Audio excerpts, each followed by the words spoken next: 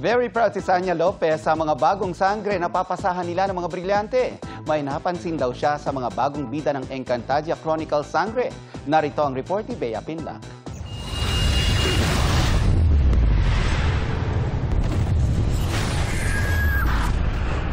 Pasilip pa lang sa inaabangang Encantadia Chronicles Sangre, pero nakatitindig balahibo na.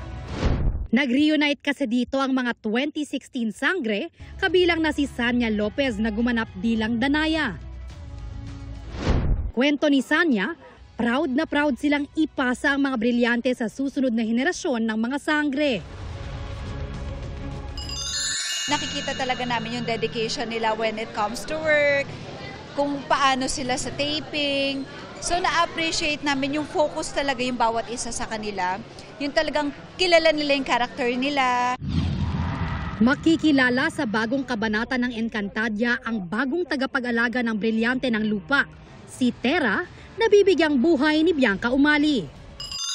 Kay Bianca naman kasi ang kagandahan sa kanya, pinapa-feel niya rin sa'yo na you're my mom. And ako din, pagdating doon sa set, pag ready na, kailangan namin ma-feel yung vibe ng ako yung mami niya, ikaw yung anak ko.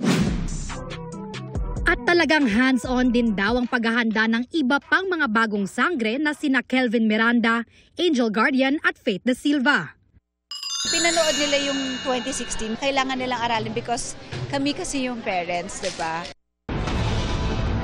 At kung nabitin daw o mas na-excite ang mga fans na magbalik sa mundo ng Encantadia, ang pangako ni Sanya,